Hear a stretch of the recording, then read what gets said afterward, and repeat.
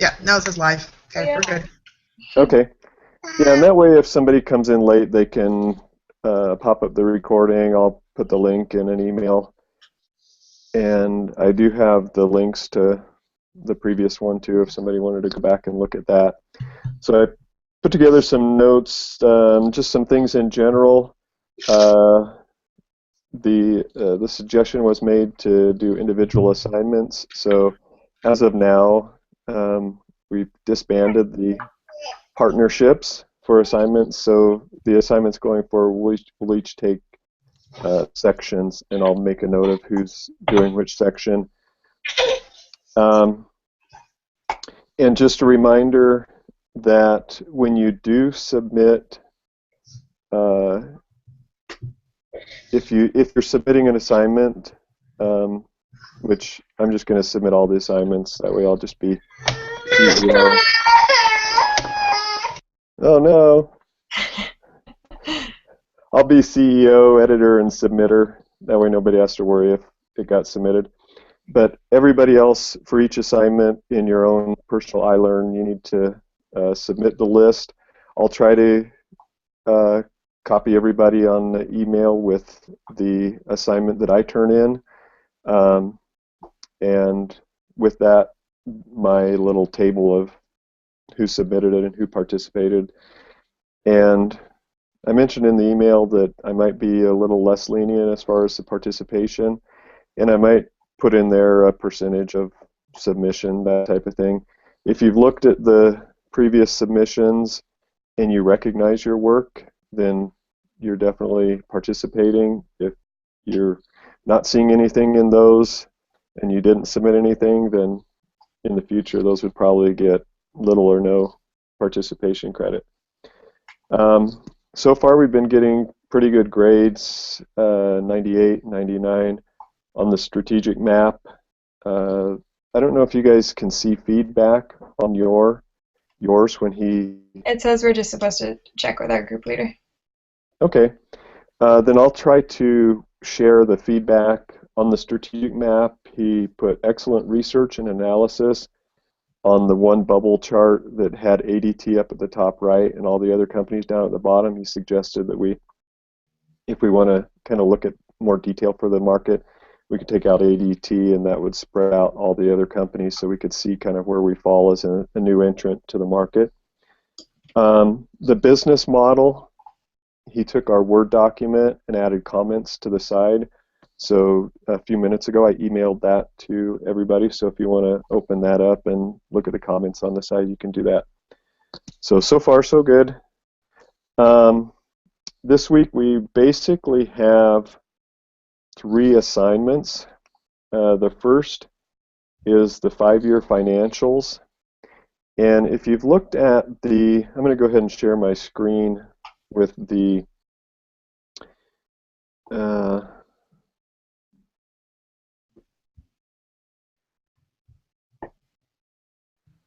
financial model that I started. Can you guys see that now?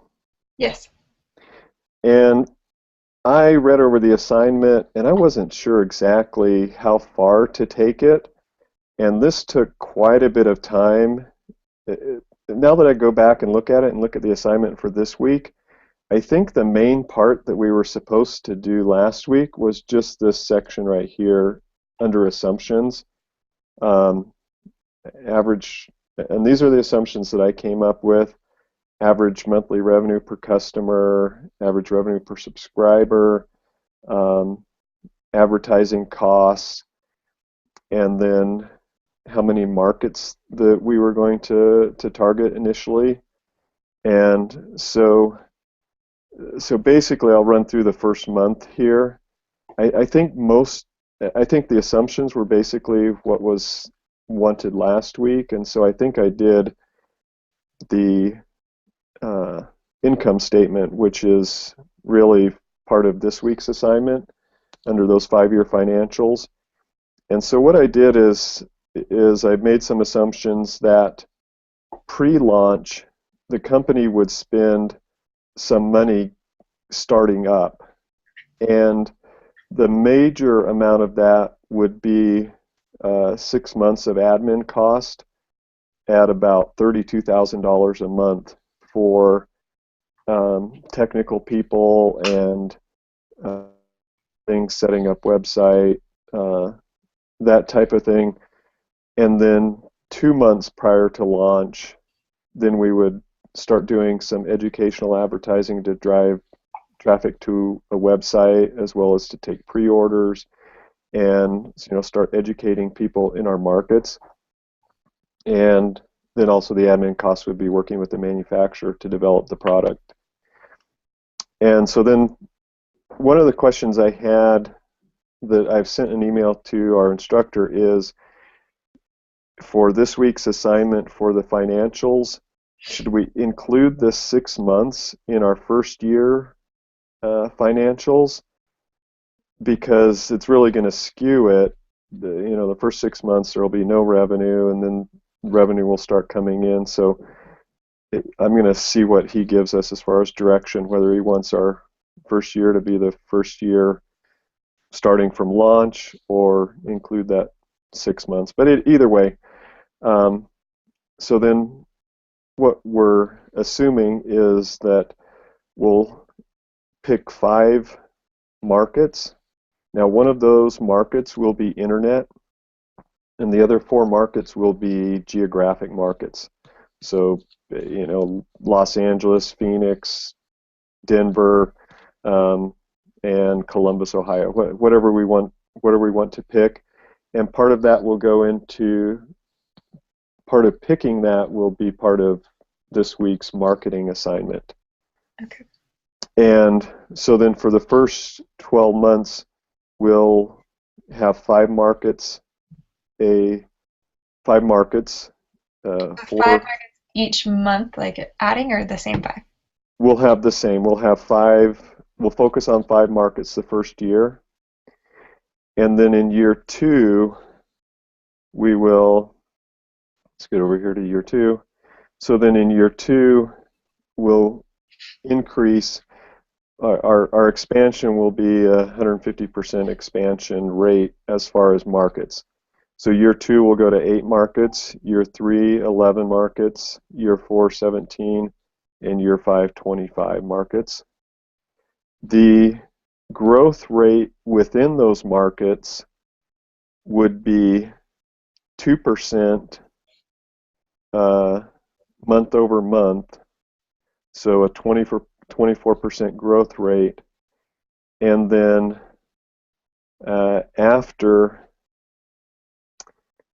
year 2, we go to a 1% growth rate. And then the other assumption that we would have is recurring revenue accounts, like security accounts, don't last forever. You have an attrition rate.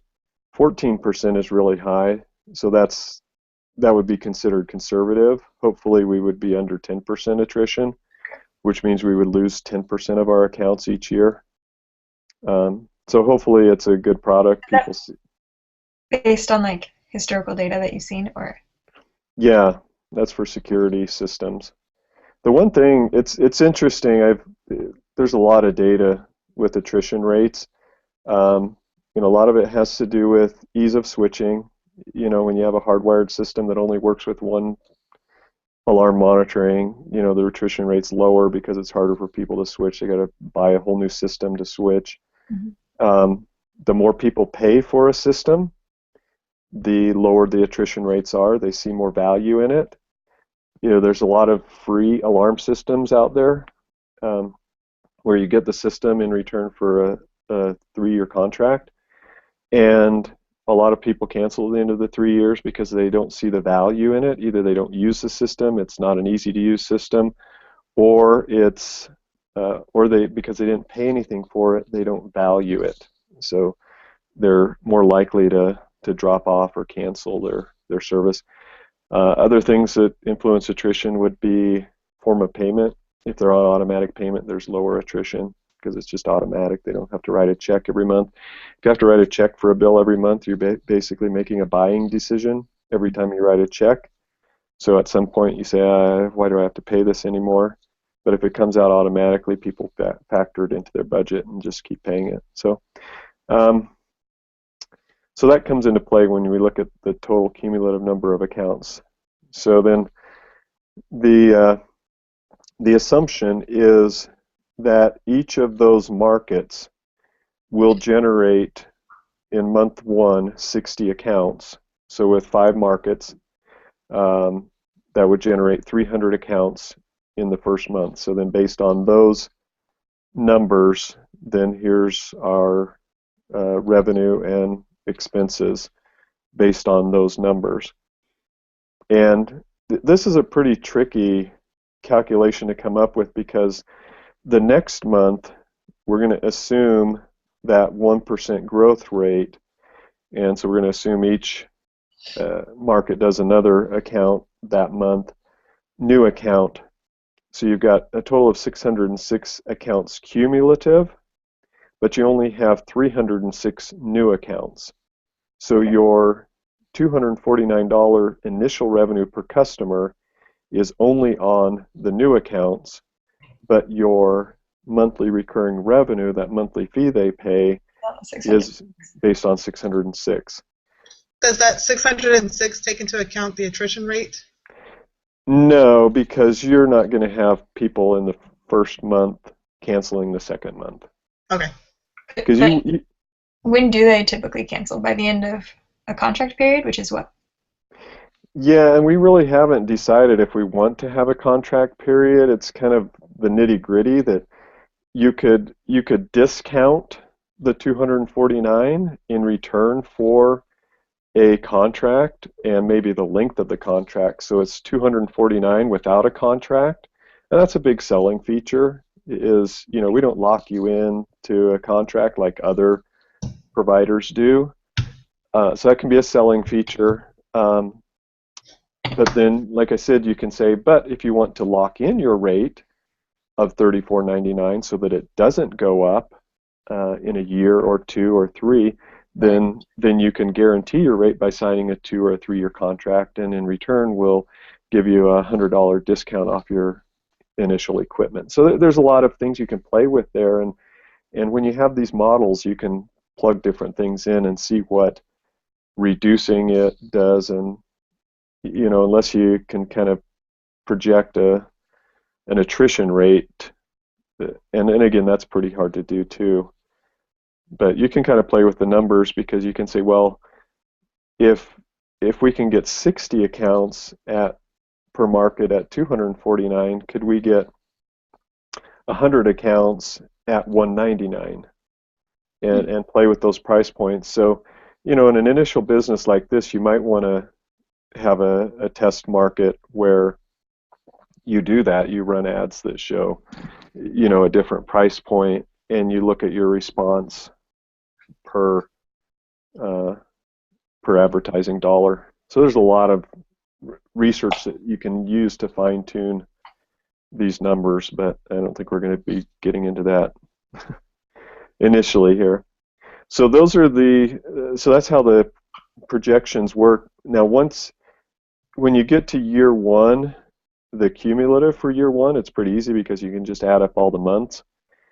Here's what took me hours to kind of figure out, and I kept trying different formulas in different ways, because you can't just say, well, we grew at a certain rate in year 2, because year 2, you can't just take your total number of accounts, 11,501, and multiply it times $34.99, because some of those accounts came on in January, some came on in July, some came on in December. So what I did is I took the total number of accounts, and let's see, I think this is the revenue one. I took the total revenue for year 1, divided it by 4,024 accounts, and came up with an average revenue per account for new accounts of $220 per account.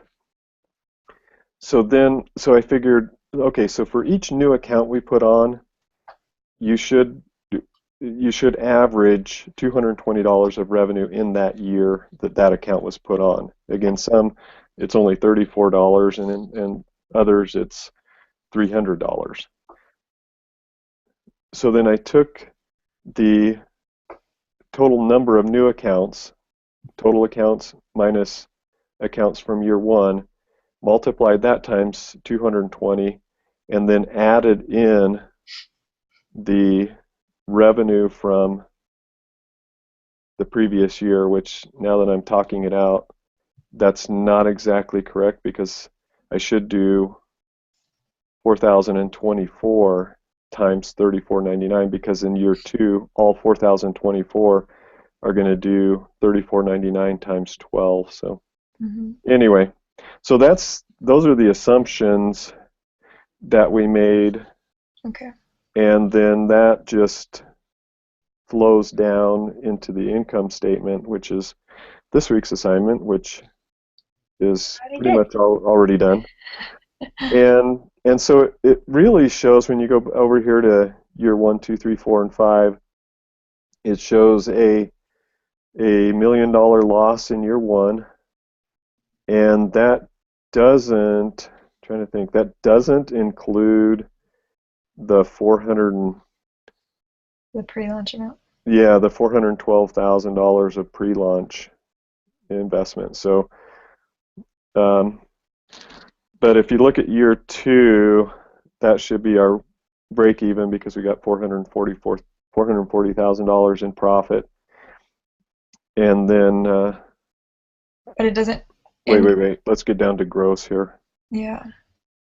It's right down here. Okay, so we've got 249 in gross profit, 294, $1 million. How does it jump so 2.7. high between year 3 and year 4? And not between the same growth rate for year 2 and year 3? Because with monthly recurring revenue, you're getting revenue from accounts you created in year 1, year 2, year 3, and year 4. So it grows exponentially. Right. So that's the beauty of these businesses with monthly recurring revenue. You spend X amount of dollars to get the customer, but once you have the customer, the profit margins are great. I'm having a hard time seeing, because like if it grows exponentially, I feel like it would still grow more between year 2 and year 3. Because I mean, if you then look at year 3 and year 4, it it's 5 times as much, and then it doubled more in year 5. So that's just a weird growth rate to me. A couple of things is year 3 is when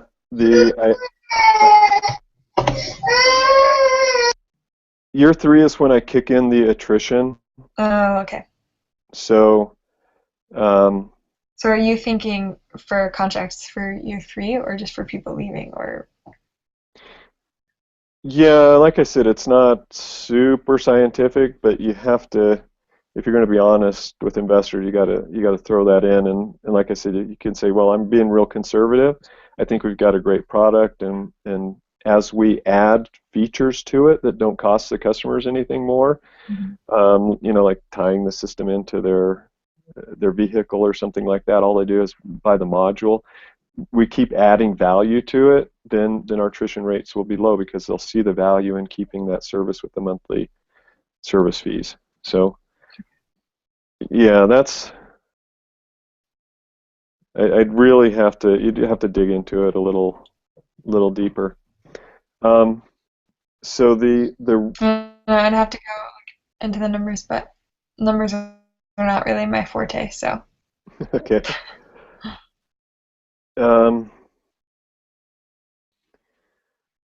So hopefully that helps you understand the business model and the financials that go along with it. I have in my notes here, so assignment 1, which is due Friday, is the 5-year financials.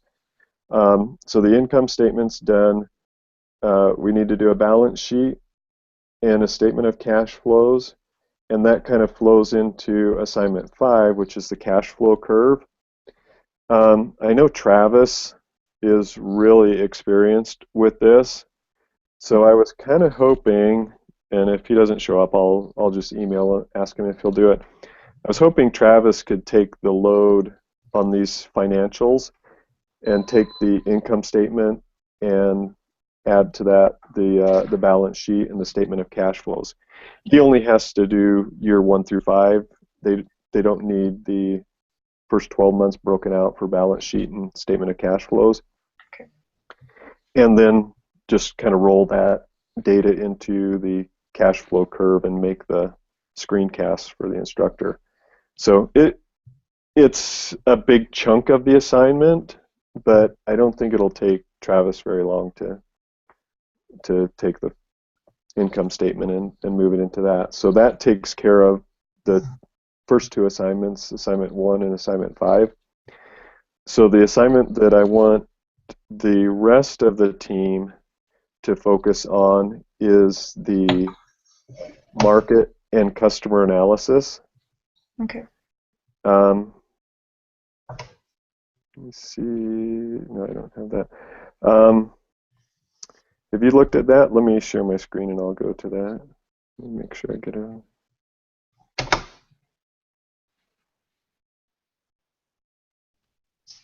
A 4 to 5 page summary of our key findings. And so would it be like a page for each section since we have like 4 different things we're working on? Okay, now I can pull it up here. Yeah, I've got an idea of how we can break this up. And that is...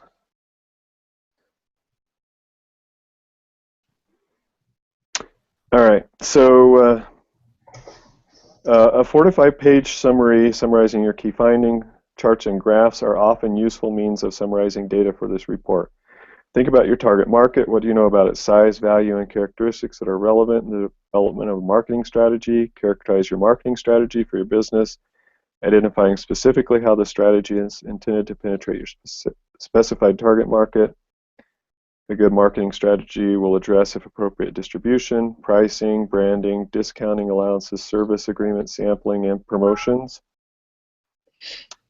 Only one person in your group needs to submit the report. Okay, so I'm going to go ahead and close out of that. Did somebody else come in? Monica just asked if we're still there. Oh. So I said yes. They might be being able to view it, but not chime in. Oh, there she is. Hi, Monica. Hi, sorry. It's all right.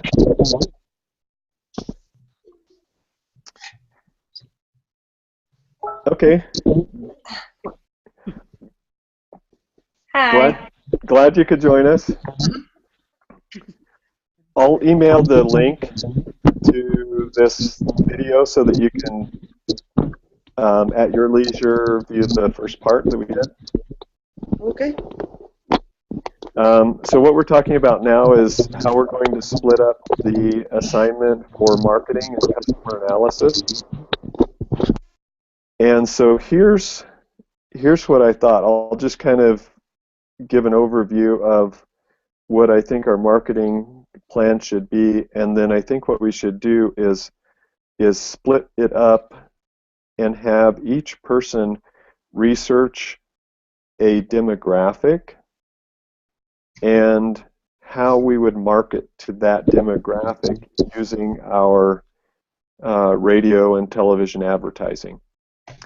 The other thing that I think one person could do would be to look at who our target market is. So let me run down who our target market is. So here's the different target markets that we have. First is new homeowners. So that's people buying new homes. And when they buy new homes, they often make decisions such as security and landscaping and internet and phone and all the different things that you need, all the different services that you need to set up when you buy a new home. So that's somewhat of a narrow market, but whoever looks into that needs to look into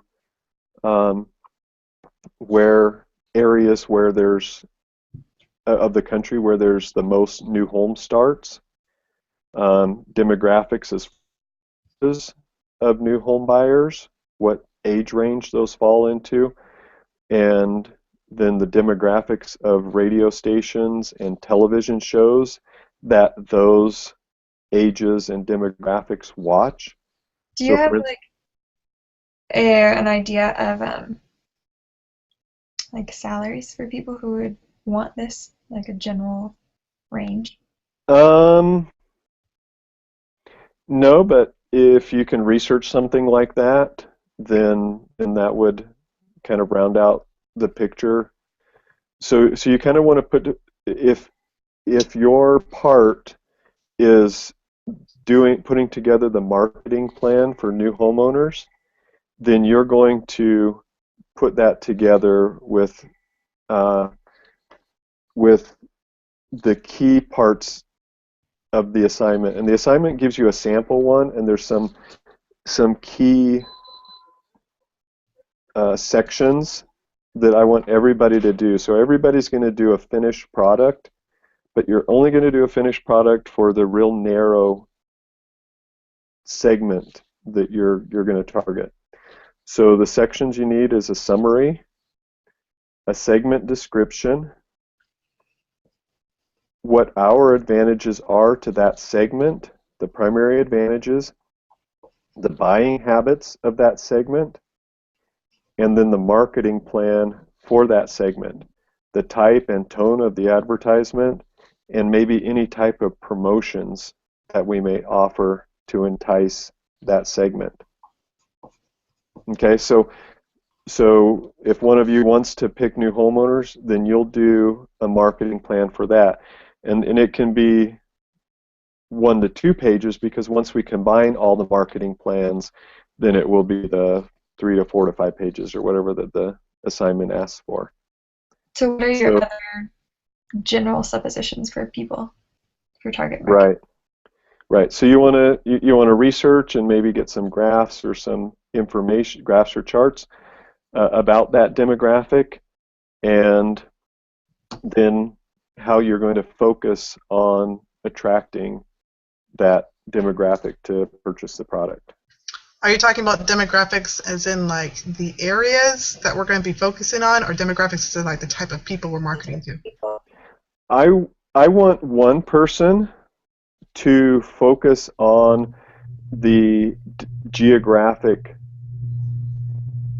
area. Because here, sorry, when you were talking, this is what made sense to me in terms of our target markets. So I agree with new homeowners. That's definitely like a thing. I think the other people would be the very wealthy who have things that they feel like they need to protect. And then I feel like a third section that we would be really successful with would be older people who fear like the world around them. I don't know if that's like a terrible way to say that. I just know my own grandparents who have a security system because they want to feel safe. Like I feel like 3 primary people targets that we can really identify with. Would you agree with that? Yeah, okay, so new homeowners, let me just type in the ones that I've got down. Okay. Current alarm users. Yeah. Another one that's been typically underserved in this type of a market is renters. Because one of the things with security systems is traditionally they've been hardwired, and if you're renting a house or if you're renting an apartment, they generally don't want somebody going in there drilling in the walls and running wiring. The other thing is renters tend to stay in that location a shorter period of time, so you may sign them up for a 3-year contract, but if they move out of there in a year and a half to a new house, a new apartment, they don't necessarily continue the service because they don't have the system anymore. It's back at the old place. But with a wireless system where it's really portable, they can just take the equipment with them and so we can really target renters. And again, it's somewhat of an underserved market because traditional alarm companies aren't going to be targeting them. Well, I know when my husband and I lived in an apartment, we would have really liked to have an alarm system just because we were broken into one time. And so we wanted to have one, but we asked the apartments about putting it in, and they said they were never going to put one in. So Right. I know as an apartment person at one point in time, we would have loved it. So. I have another question. And Sorry. go ahead. Are we working in groups, or is this going to be individual, or? No, this time we got a suggestion that we break up the mini groups and just have everybody do pick a piece of the thing and put that together. And the other question is, have you selected the demographic area you want us to work? Like, I don't know which states, or to focus in which areas, or I don't know. Well, what we want to do is have one person take each of these targets and do it as if we were launching this nationwide. But then we want one person to choose out of all of these which geographic area has the best concentration of all of these. So for instance, say Miami, Florida might be really great for elderly people, and Houston, Texas might be really great for new homeowners. They have the most new housing starts in Houston. But the person that picks which cities that we're going to launch in will want to just look at all of these in general and then select the geographic locations. Does that make sense? Okay. It makes sense. I just think it's a little broad. I think it'd be hard for, like, us to give it on a specific. Because you want us to look at a bunch of different factors, and in like the United States, there are so many different places where it could be successful. So I almost wonder if it would be more advantageous if you gave us 5 specific locations to look for, and we could specify on those 5 and then come up with findings, or something to that effect. Based on I think if you focus on the targets, your target, it doesn't matter which. Let's say you are focused on renters. You come up with a marketing plan to target renters. Now we can use that marketing plan in any geographic location. Okay. So we just need a good marketing plan for renters. So we need to look at the demographics of renters. We need to look at what the income ranges are for renters, just in general in the United States. The same thing with elderly people, and then what kind of thing that we would target. Now let's say that we pick Miami as one of our one of our market areas, then we'll look at how those demographics match up, and we may run a lot more ads targeted towards the elderly in Miami versus in Houston, Texas, we run a lot more ads targeted at new homeowners. Okay. But we can use the same marketing materials, we can use the same ads, we can use the same strategy, but just mix up the percentage that we use it based on the demographics of those areas. Yeah. Now the perfect area would have the highest concentration of all of our target market. And so that's where I want the person that's going to select our initial four Regions. geographic markets or regions. That's where I want them to just look in general at our targets and find areas of the countries that are rich in those types of things. Now, one of the targets that I have is current alarm users. We want I think it's a really rich market to be able to sell our product to somebody that already sees the value in it. Right. So one of the things that, just for example, the person that's selecting current or to do a marketing plan for is, they could look at, it's a mature market. Has there been new technology lately? The answer is no. Are there security systems out there? Is your security system more than 5 years old? Does your security system still run off of your landline? That type of targeted marketing towards current alarm users, because and a lot of companies have had really good success doing door-to-door, and some of the real successful door-to-door salesmen don't even knock at homes that don't have a security sign in front, because they don't want to have to spend all the time selling the people on how important security is. The guy that doesn't have a security system probably doesn't think it's that important. But the home that has a security sign in front of it, those people feel it's important. So there's there's list services where you can get people in certain demographics that have an alarm system, that type of thing.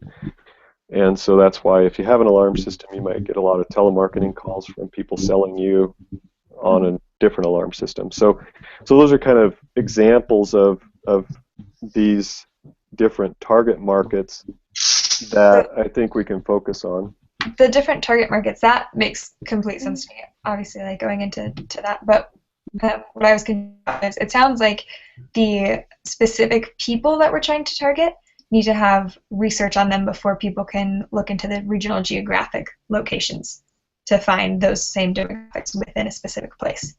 Does that make sense? Because that's what I was targets. Is I feel like if we divided like target markets and then a geographic, like someone to just look into all of those very broadly, I feel like we wouldn't get the same amount of information. So I feel like, I don't know if that does my question make sense? I feel like that would be something that would be done after looking at specific people demographics. Okay, Monica, can you mute your microphone? Because I think there's some feedback from yours. I just need to say, that's why I just have a question. Can you send the topics, like each topic, so we can pick one?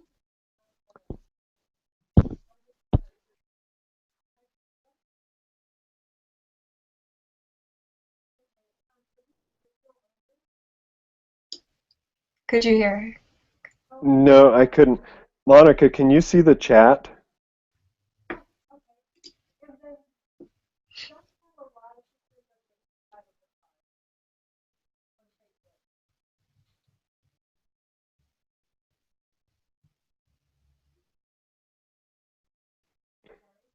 Monica, if you can click on the blue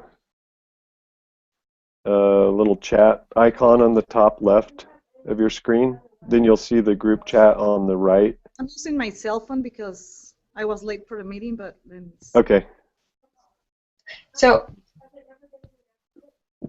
but I just need the topics. If you can send them, or if they are already in the chat, I'll check. Yeah, they're on the chat, but I will go ahead and send them. I think, Heather, to answer your question, as far as the person that is picking the geographic markets, that person really just needs the basic information as far as our targets, and then to try to narrow down, from 1,000 cities in the United States, which one has the most current alarm users, which one has the most renters per square mile, or the elderly population, the average age of or the number of elderly people. And then for new homeowners, the new homeowner starts. So then you just take the, let's say, the top 4 cities in new home starts, and then you see how those rank with elderly, or how they rank with the percentage of renters versus homeowners.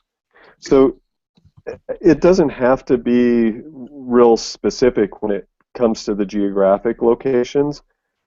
I think most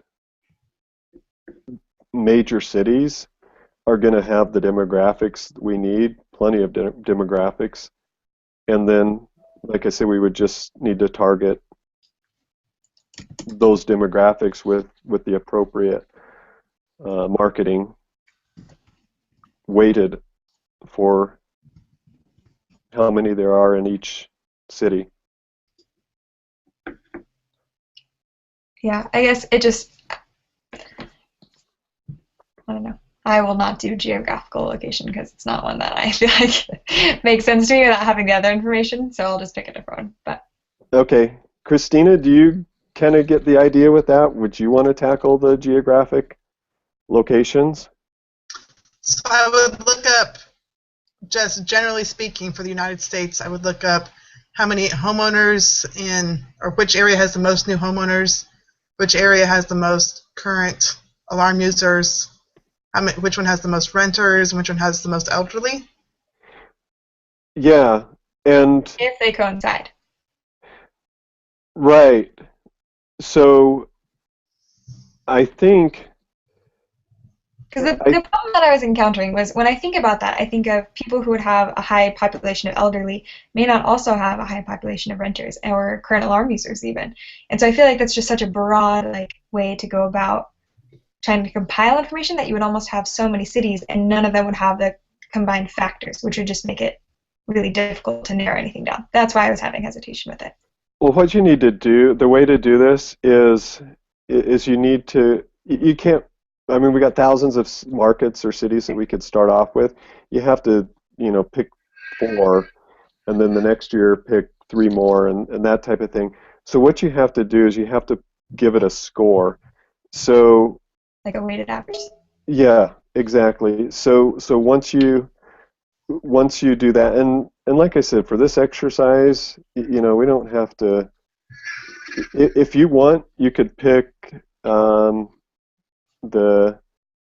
We could just say, well, we want to target medium-sized cities. So you could just find a database of medium-sized cities, and then look at factors such as new housing starts and percentage of home ownership and income levels and things like that, and then just give it a weighted average so that it takes out of, say, 50 cities, it ranks them 1 to 50 of which would have the highest weighted average for all of these targets. See, and I guess that does make sense, but I feel like having a defining one that would rank them, say, pick the top 5 cities that have the most crime rates, would be then something that then you could go to and say, okay, these people definitively need security systems, and then let's look at the demographic of the people we're trying to sell to. That would, I don't know, make more sense.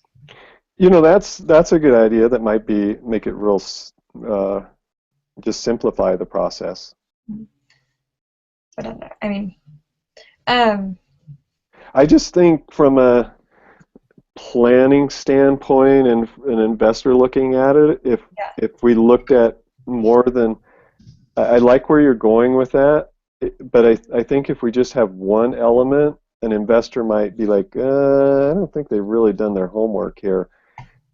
Crime rate is a factor with people buying a security system, but so is median income. Right. Well, so that's why I feel like regions are just really hard to narrow down. Because truthfully, you would pick ones that have a chance of high risk of crime, but then you would have to have people who also were able to afford the product. And so if you joined those two and then looked at the target market, I feel like that would give us a very accurate depiction of it all. Okay. But I don't know. I just this just seems so broad in my mind. All right. So I guess I'm kind of fishing for someone that would be willing to do that. And Yeah, it does. It just sounds like a lot of work. I'm not really sure I'm committed, but now I feel like I've committed myself to it. So. no, that's why I'm kind of asking Christina if she's up up to it, because she's heard the conversation. Yeah. Well, I'm actually online right now looking up and seeing, like I'm finding a bunch of different like art, almost like reports that are already created, like from the U.S. Census Bureau, American Rental Housing. Yes, I saw the link that you sent, and it does show the renters. And this is. Yeah. Well, also on that same link, it has like renters per state, and it has what renters are per like if people are renting or living in houses or owning homes. Yeah, and I think that one is definitely going to be beneficial to all of us. So, because I was going in and looking, like just thinking about renters, and so if yeah, like Well, maybe what you can do is you can take because it's kind of the renters versus homeowners. It's kind of not necessarily the most important demographic there, because if they're not a homeowner, then they're a renter, and we're targeting both. So just about any city is going to work for that. So okay. homeowners versus renters, probably not a big thing, but I would say it's not necessarily going to be a target, but I would say crime rate and median income would be good ways to sort out data. So maybe if you can get a database with crime rates, like burglary or burglary crime rates, and then compare that with median income. So, and then take the top 4 cities that have a high crime rate and a high median income, and those would be our first 4, and then the next 3 would be for year. So we actually need, for markets, we actually need 4 plus 3, 10, 16,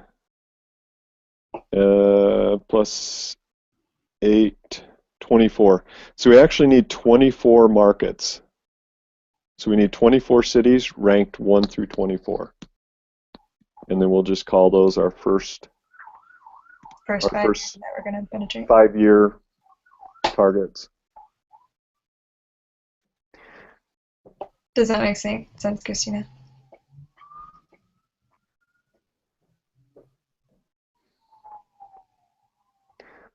So Christina? In the interim, Monica, my 7:30. elderly. Sorry, go ahead. Okay. So Christina, what we're looking for is we're looking for 24 cities. Okay. Ranked 1 through 24. So we'll take the first 4 for year 1, and then add 3 more, and then 3 more, and then 6 more, and then 8 more. This is mostly based upon comparison between how much crime and the income in the area. Yeah. I would say I would, if we can use 3 metrics, if we could use crime rate, median income, and housing starts. Okay. I'd say those 3 are the most important. By housing starts, you mean new homes being created? Right. Okay. It's a real easy statistic to find. They track it everywhere. Okay, new homes, crime, and income. Mm-hmm. Right. Okay. I was like, because I'm pulling up different images that are already created online too. So. Yeah, it should be pretty easily obtainable data. for that. All right, so Heather, Yeah. which of the targets do you want to create the marketing and customer analysis for? Let's see. So Monica wants to do elderly. She's going to do the geographical one, so that leaves current alarm users, new homeowners, renters. Is that right? Uh-huh. I can do current alarm users. Okay.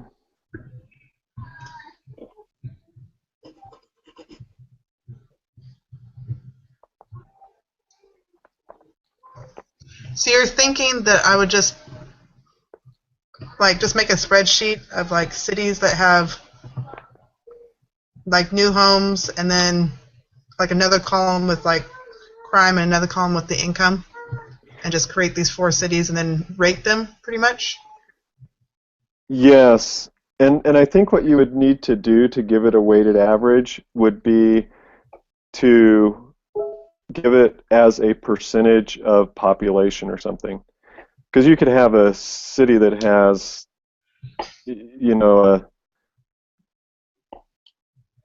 that has like a Small city, thousand, but high crime. 1,000 it's a city of 5 million. So the home starts is going to, see, that way you can compare everything apples to apples. Okay. Okay, I think So then my question, so for the specific demographic that we have, we need to create a summary of that demographic, like a summary of the best way to penetrate that market. Segment, what did I write? Segment description. Segment description, so what current alarm users are looking for in their alarm systems, their general age bracket, their general income, that kind of thing. Then our primary advantages for us to them, how we could best target them. Right. Their buying habits, and then a marketing plan, the type, tone, and promotions that they would use, which goes into our primary advantages. But yeah. Right. Okay. Cool. And they give that sample, the sample one, which is kind of flaky, but it gives you the basic format. Okay. Okay, so Monica, you're going to do the marketing and customer analysis for the elderly segment? Yes. Okay. So you heard what she said. It'll have a summary, a segment description, our advantages to that segment, their buying habits, and any basic demographics that you want to include, charts or graphs.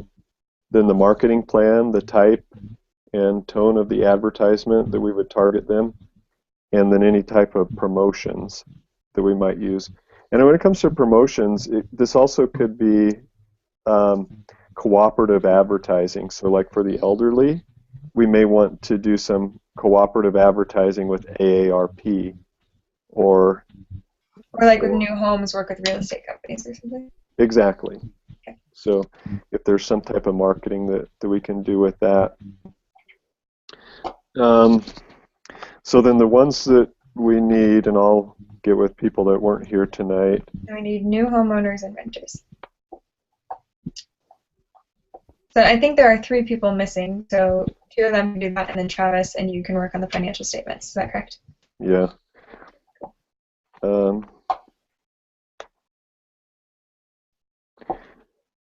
Okay, and then Heather's going to do the areas. And yeah, Travis is going to work on that. So we've got John and Josh, I think, are the other 2. So. Awesome. All right. Well, that sounds good. Question. When I look at this information, should I look it up for 2015, 2014? I would just go with the most current. I don't know if 2015 information is necessarily available. Okay, that's what I was thinking, is maybe 2014 might be the best to compare along every area. Yeah, I know some of the market stuff I looked at was 2012, but Okay. Okay. Is And anybody else? um, these cities and stuff is probably going to be like the most urgent for me to get to you guys, right?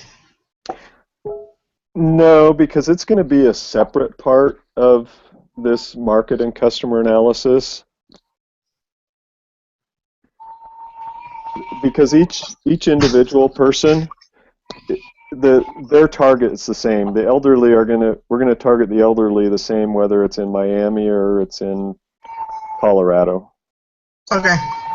But I'm just saying, like, when does all this need to be turned in to you? Okay, this is due on Saturday. So let's say Friday at midnight, but that's a hard deadline. So preferably Thursday, and then. No, Friday is fine, but it can't be Saturday. Okay. Awesome. So Okay. I can do that. that'll give everybody as much time as possible with some time to put it all together. Okay. All right. Well. Cool. Are you going to send out an email to describe that for everyone, just as a refresher? Yeah. Yep. Yeah, I'll do a. Awesome. Now, I've been pretty much on this invite. I sent it to Google. If I have Gmails for people, I send it there and the BYU. Is everybody getting the BYU emails or? But it doesn't allow me to go in when I go through my Google or my BYU one. I think the link you probably sent out was for us to view it, but not for us to like be able to join the chat. So for everybody to join the chat, they actually have to go into their Google Plus and click on the like the little chat. I don't know, chat bubble. I don't know what else to call that. So they click on that, then it comes up with a saying that you sent us a message, and so when you click on the message, then it comes up with almost like a camera. So when you click on the camera, then you can come in and join the chat. So my question is, when you create the thing, you can do it earlier so that it starts at a specific time, right? And then if you go and you send a link, and if people have that link, they can access it from any email that you send it to. Is that the way you're doing it, or are you going in and sending it to the various emails? I'm doing it after I've created the Hangout. Okay. Then I just have everybody listed. I just cut and paste, and it's all the emails. It's BYU and the Gmail, and after I've created it, because I'm not super sophisticated as far as creating a time and doing that. Fine. These are literally the most annoying thing, but I've had to do them for all my classes, and I found that the only way to get everyone on there through the same link is when you created it, you go to the top right and it does share, and you can either do share through link or share through email. And so you're doing the share through email, and if you share through the link, you can just send an email to all of the addresses, but then they can access it through anywhere. So I don't know if that would help. I will try that next week. Okay. All right. All right. Well, if anybody has any other questions or anything, I'll send out an email in a little bit, and then we'll touch base through email. Awesome. Okay. All right. You guys have a great week. Thanks. Bye. Thanks. Thank you. Bye.